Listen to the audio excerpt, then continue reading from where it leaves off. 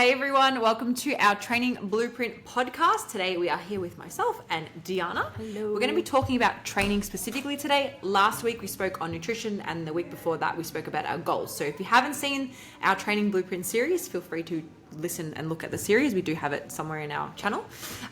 So today we're starting with the training. In terms of training, we know we're getting towards the time of the year where people start to move a lot more. The weather is nicer, particularly here in Melbourne, and we typically see clients coming in here who just want to get a quick result. They want it to happen now or yesterday. The most important thing with training is that, which we do have 6 points today, and this is probably landing on my last one. The most important part with training is that you can't out-train a bad diet. So please go back to our nutrition video and have a look at that, because there is a lot of information there that will help assist this training part now. So to tie this together with nutrition, training, you want to train at least 3 times a week, minimum. You need to create muscle damage on your muscles, and then you need to recover. So the muscle damage is you working out, it's lifting weights, it's that progressive overload each week, pushing it close to failure in some instances. Not just coming in sweating. Sweating doesn't necessarily mean, or there's 2 parts to this actually. Sweating doesn't always mean that, you know, you're causing more damage, or like trying to find 30 reps out of a booty exercise doesn't mean you're causing more damage. It's working towards failure. Like, how hard were those reps? If those reps were 5 out of 10, then maybe you're not creating enough damage for that muscle to grow, strengthen, or get even fitter. If you're looking at running, it's a whole different type of energy system demand. Anyway, so based on weightlifting though, you need to train at least 3 times a week to get a goal strength or body composition result, because with your muscles, if you want them to grow, you need to create damage. So that's my point 1. A little bit of sprinkle of point 6 somewhere there. But Dee, take us into point 2. Okay, point 2 is if you haven't gotten a coach and you're unsure how to move or even where to start, then that is definitely a great place to start, because it's kind of just cutting the crap in half. And, you know, if you're working out a lot or you don't know how to move, potentially you could injure yourself. So just investing in a coach will, you know, you will learn how to move properly. Coaches know more than you, so they can bypass the hurdles, the guesswork, influencer workouts, all that kind of stuff. Plus the fact that you have accountability, and Absolutely. you know, you'll have a thorough plan, you know, a periodized plan that's tailored to your goal, and not just let's get in the gym and get sweaty and then leave. So you have a roadmap, you have a journey, and you have that support and education beside you as well throughout that whole time. That's good. We've got our notes in front of us. We're going to scroll down. Okay. Briefly touched on this one. It is unnecessary to train 6 days a week when it comes to building muscle or, leaning out as well. First of all, if you just train 6 days a week, you're probably not resting enough, so you will get maybe an instance of injury. You may have this bad relationship with training as well. You will get burnt out. It's not sustainable. How many times have you gone balls deep into a training plan, done 6 days a week, I'm going to do something every day, and you weren't doing maybe anything before, and then it's lasted a week, it's lasted 2, then the week 3 is like, oh, I'm losing motivation. It's because it was unsustainable. Like, straight out, you can't do something with the intention to go all in if you've not even got the basics down pat. I just wouldn't recommend it. So this is really detrimental, and something that if you are doing this, go get a coach, reassess your plan, because the coach will have an objective view on what you're doing, as opposed to you trying to find the guesswork out of it. And also looking at TikTok and social media, I think the hardest thing with some of the information age is that there is a lot of information out there, but it's not necessarily tailored to you. So that's point 3. And I would say as well, if you are training 6 times a week with true intent, you know, and we'll speak about this as well, but you're timing your rest breaks and you're really working to your hardest, you have 1 day rest between the next 6 days you're about to train. So are you really training hard enough?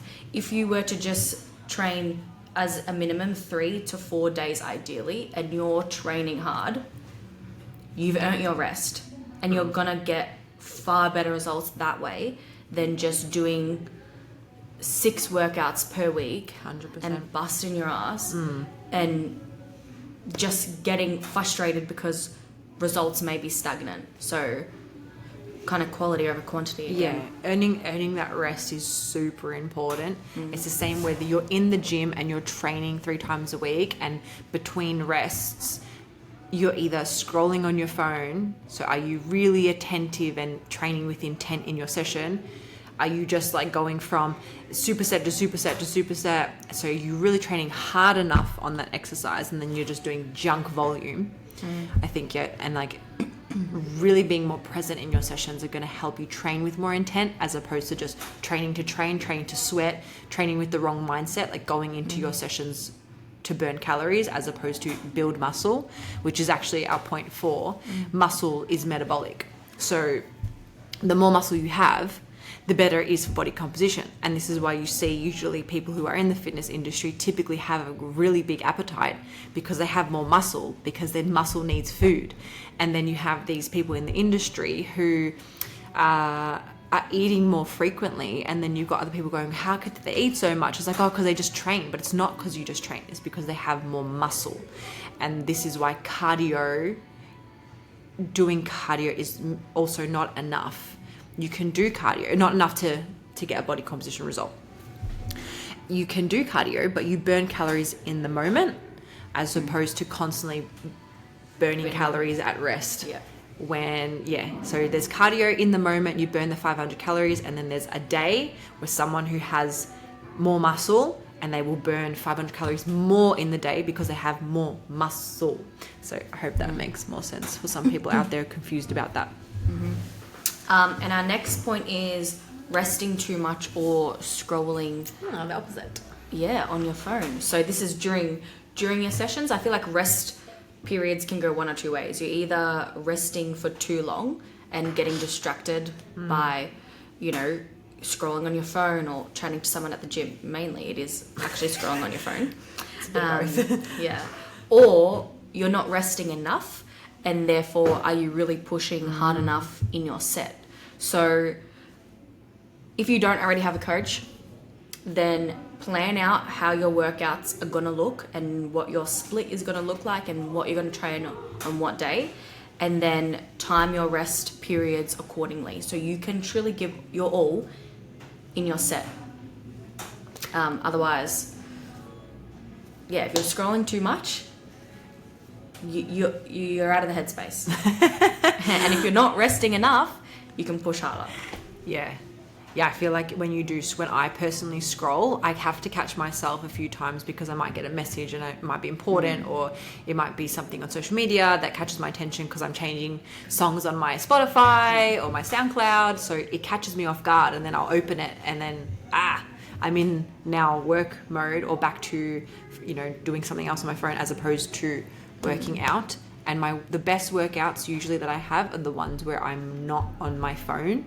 There are times where, I want to film a set. Go hard, film your set. I look at my set sometimes, I'm like, I could have got more out of that lift. I could have gone deeper. I could have done this. So I use it for feedback. And definitely, guys, you've got 60 seconds, you've got a minute, you've got 3 minutes, whatever your rest period is, use it wisely instead of scrolling mindlessly. I think is actually a lot of research around, incoming research around scrolling and how it kind of blunts your intention, it blunts your motivation, it blunts your kind of drive. And I feel like that's just naturally happening anyway on our phones day to day. You wake up in the morning and you scroll your phone, it kind of blunts you. I don't know, there's something about the scrolling behavior that can impact your productivity. So if you pair that with training, it's not purposeful.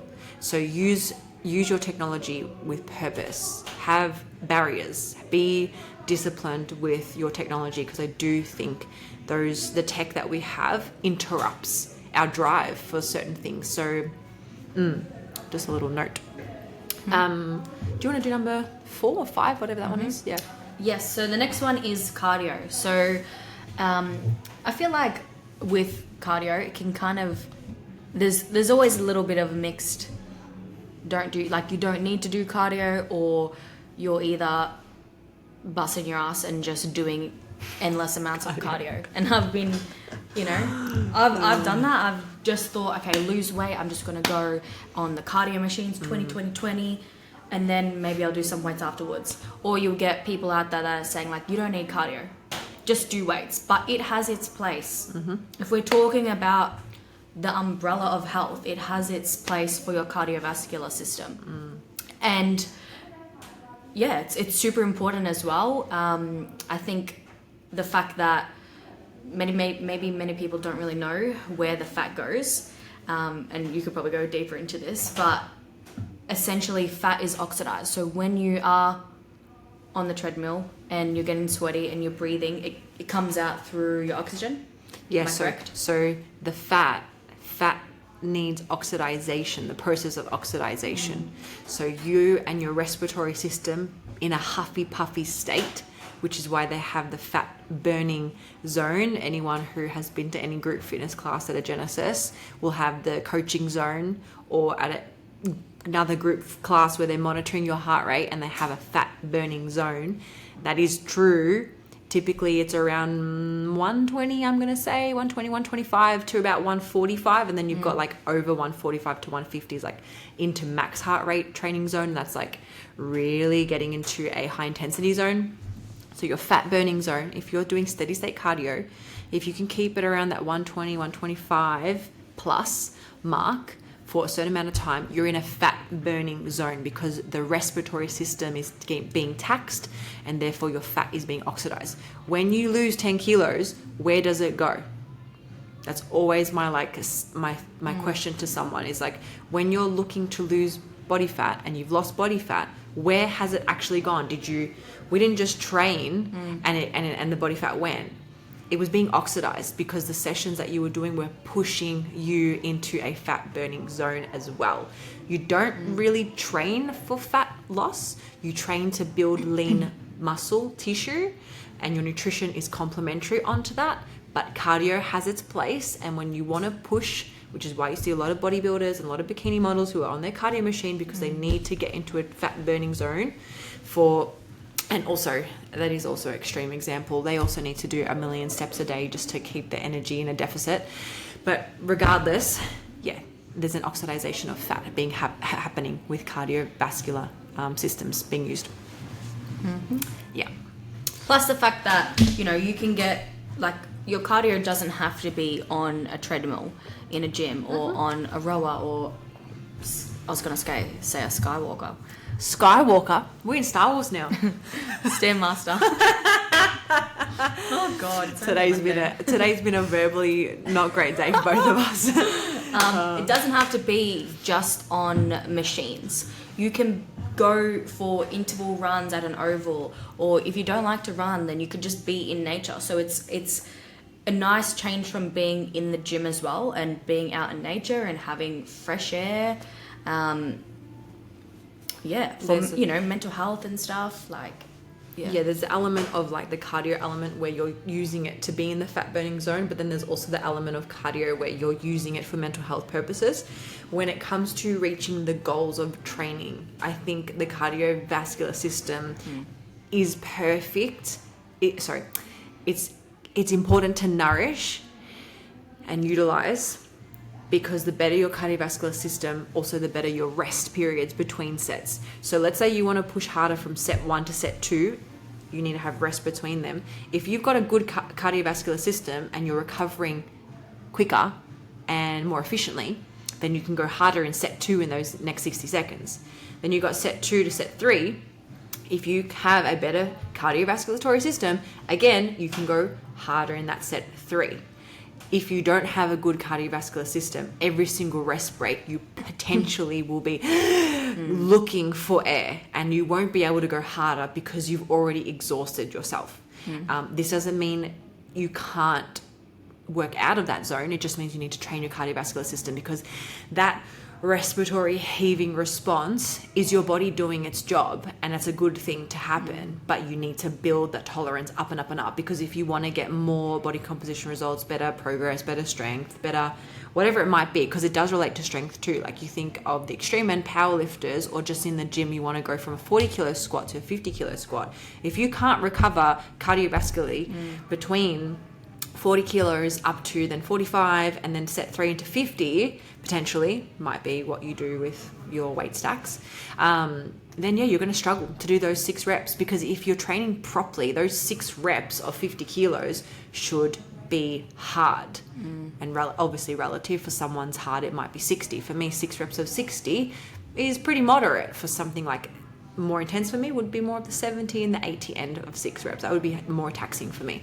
But for somebody else, the 40 kilos might be enough, or 20 kilos might be enough. Their body weight for some people is enough, right? So you have to build tolerance, and you have to work with where you're at. But you can train and progress. Which I got off the topic of nature then, but did we have anything else? Did you have anything else you wanted to add to this today, Dee? No. Okay. Well, I mean, you already spoke about you can't out-train a bad diet. I just think, both resistance training and cardio should coexist. Not one or the other. Together is where it's at. Yep, they complement each other. That's all from us today on the training. That was an absolute word vomit scramble. You should have seen how many takes we did before this to get to this point. Thank you for watching. Thank you for being here. Please subscribe. Please like the video. Leave a comment. And if you want to find us on Instagram, we're at LTL_Melbourne. You can also find us on our website at www.ladiesatlift.com.au. Thanks. Bye-bye. Bye. We made it!